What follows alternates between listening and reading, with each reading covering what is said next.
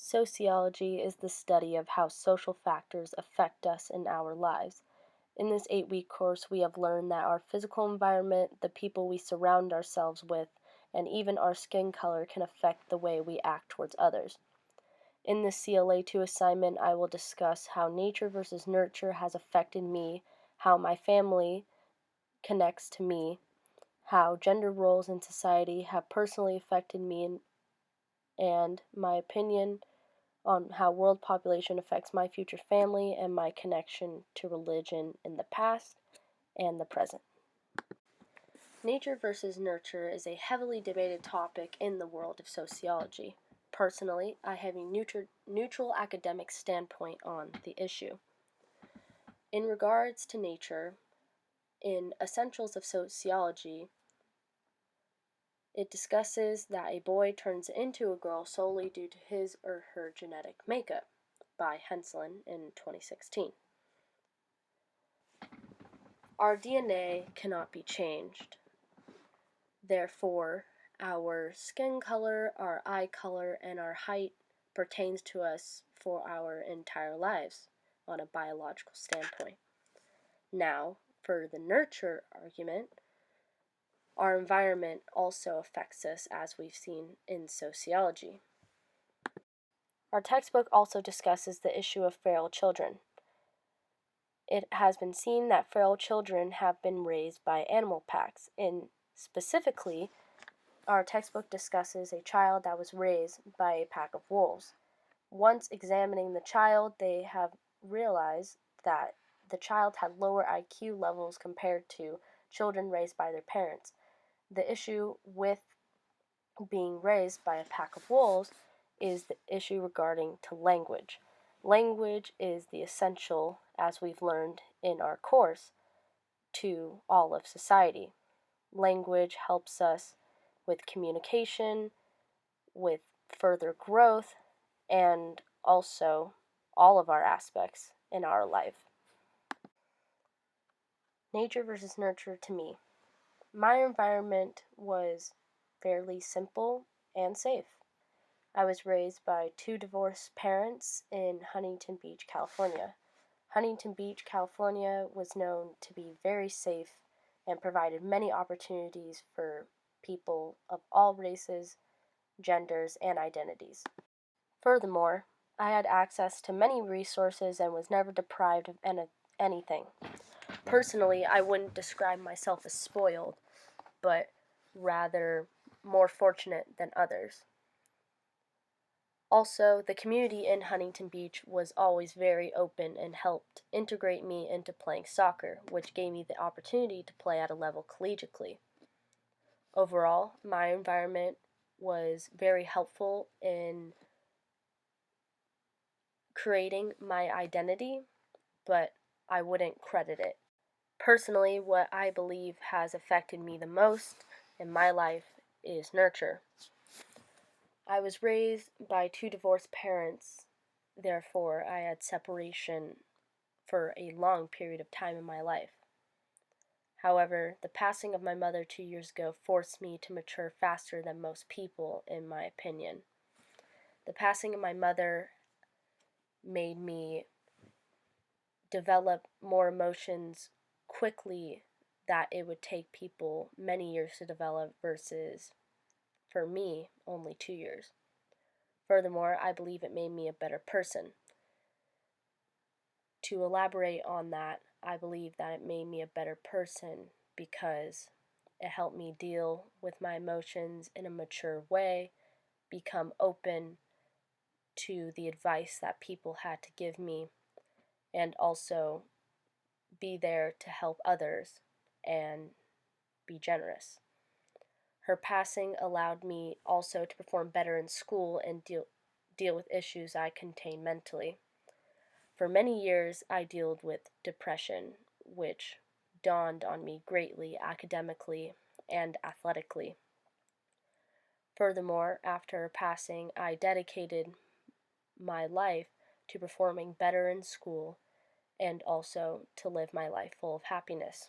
Overall, I believe the lack of my mother helped me and created my identity for the better. Now, my family identity is not complex at all. I come from European descent, therefore I am white. By my skin color, I can be seen as of white race. My mother's side of the family came from Ireland to the eastern United States in the colonial age.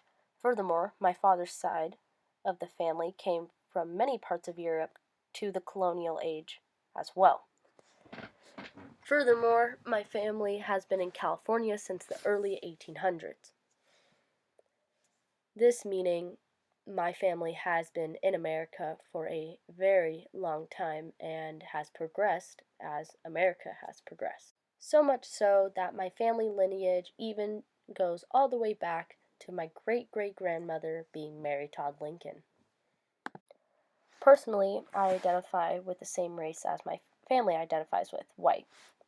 Although I am not pale-skinned, my skin color and background would identify me to others as white. Furthermore, if I were to compare other races in California alone, my language would also identify me as white. Language connects us all together, as we've learned in the course. My language, compared to others, is more eloquent and more academic. Furthermore, many other races have slang that white people do not use. Furthermore, I am educated enough as a white person to not use certain slang and certain terms that other races may use.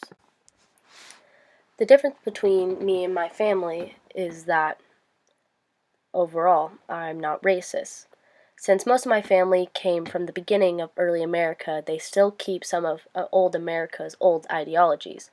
In comparison to my family, I'm not racist towards people of different color and do not use words of discrimination in everyday conversation. I am educated in the fact that my peers of certain races can say these words and I am not allowed. Furthermore, even if I were to use these certain words in a light-hearted or comedic way, it would not be humorous. This is due to the history of the words that hold behind it and the impact my race had on those discriminated. Gender roles and ALA 6. As women, over time we have been known to be the caretaker. We have been succumbed to stereotypes such as staying at home, helping the children, and taking the shoes off when husband comes home from work. Over decades, women have been fighting for the rights to be seen as equal to men. In the video in week 6, The Rise of Feminism, it discusses the many lengths women had to go to achieve equality. It dates far back as women's suffrage in the early 1800s to the 90s of women seen as power leaders in rock bands and performing in professional sports. However, women in some aspects are still seen as less deserving as men, even though we may perform better. The U.S. women's national team is a perfect example of how women are being denied equality in present day. The team has spoken on endless accounts to change the discrimination of pay between the women's and men's team. Although the women have won way more championships than the men's teams, they are still paid a significant amount less than the men's, all due to their gender. In the article, Equal Pay Backers Team Up with Time's Up Initiative, U.S. Women's Soccer's Team Building Power. Megan Rapinoe states in the article that working women on average earn 20% less than their white, non-Hispanic male counterparts. African American women earn just 61 cents on the dollar, Latinas 53 cents. This quote from the article states not only have the women been advocating for equal play, equal pay, they have also been advocating for equal pay among many areas away from athletics for women. Overall, I'm very impressed by their leadership and feminism and hope to take that into my daily life. As a female, I believe women are gaining more power and equality among the nation. As a woman who strives to be a potential professional athlete, I want our pay to be equal in the future. Thankfully, I have not experienced discrimination in the academic or workplace. However, women are experiencing it every day. Overall, I have seen the effect that gender roles has taken on women in society. However, I have not experienced it myself. But that does not mean I will not advocate for the change in the future. Religion in my past. My entire life I grew up as Catholic. This led to me gaining my first communion and participating in many other religious activities. The church was small, therefore everyone knew everyone's business. This led to a high school environment full of gossip, furthermore getting people a part of the church to know your issues. This can be seen as a beneficial thing, however, I saw it as harmful. Personally, I kind of saw it as culty, if you will. In the article, Queer Contestations in the Future of a Critical Queer Criminology, Jordan Blair Woods states that prior to the 1970s, LGBTQ people in Western societies were often labeled as criminals, psychopaths, sinners, and perverts. This connects to my connection to religion because, unfortunately, my family still holds that people of the LGBTQ community are in fact sinners. This has forced me to stray away from my religion due to my identity as bisexual. Last year, my identity came out to my family without my consent, and I was further told to pray the gay away. Furthermore, my identity that I hold, my family has given itself to the Catholic religion has turned me away from my old ideologies. Overall, I'm thankful to be surrounded by people in my life who accept me and have the same morals I hold. Political issues. Personally, I actively advocate for issues that I disagree with politically.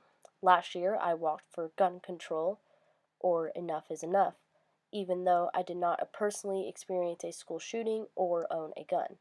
I believe in advocating for issues that will affect my future and affect the future of my peers.